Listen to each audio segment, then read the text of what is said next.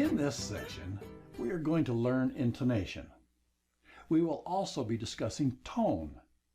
These are two separate issues when speaking, and tone and intonation are often confused with each other. We'll try to straighten that out.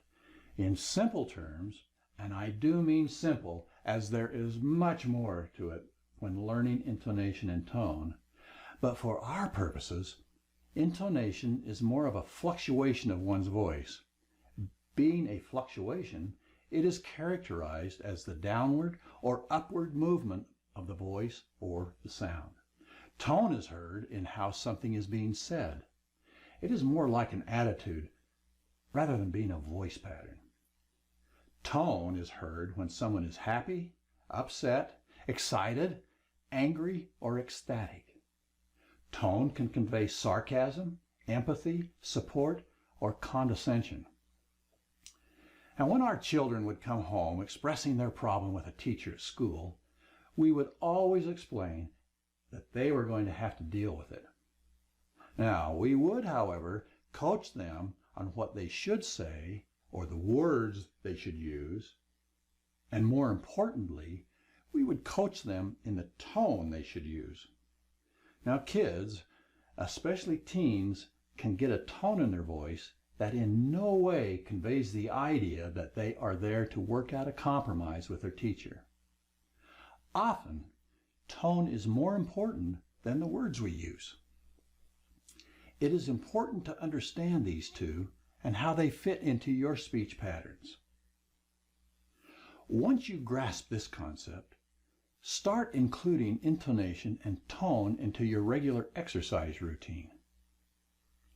So, starting with intonation, when a person asks a question, the intonation is usually high at the end of the question to mark the asking of the question.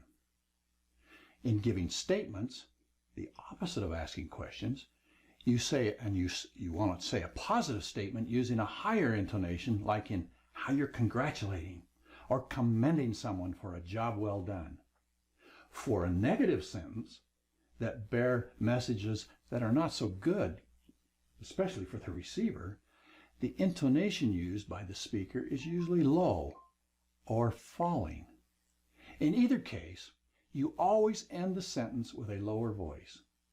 Since the listener is hearing you and not reading what you are saying with the benefit of a punctuation mark, these intonations help your listener interpret what you are saying.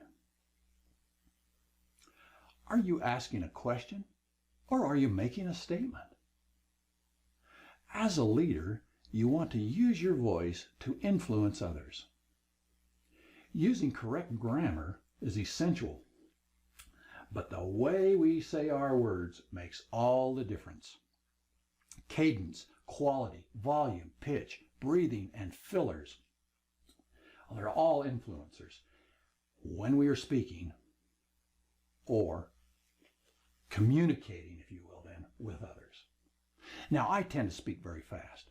This is a habit that is not necessarily good, but it comes from my belief that my listener is intelligent and is always thinking way ahead of what I am trying to put into words. Now, when in a lecture, like I'm doing here, I will slow down, especially when I'm trying to make a point or add emphasis to my point. This is called cadence. Cadence is a simple but effective way to keep your audience's attention and to make your point. Cadence can be taken to an extreme if you're not careful. Let me give you an example. Now, I've only run into this habit in the area I live. But some people, and this is not meant to be sexist, but they're usually women, tend to create a jerky cadence when speaking to a group. Now, I would read this sentence: the brown fox ran round and round. That's the way you would.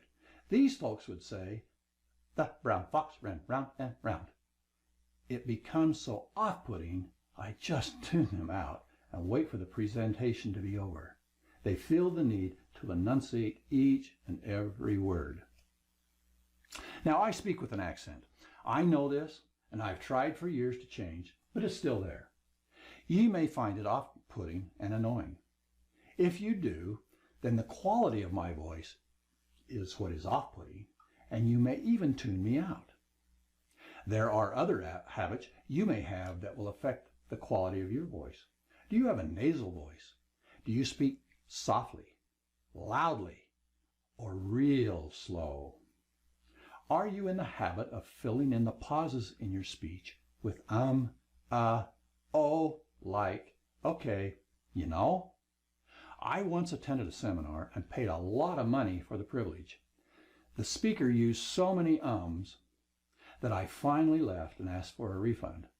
Fillers are killers. All of this has an effect on your listener or your audience. However, there is one voice that when used is more off-putting than any of those listed. And that is what we will address in the next session.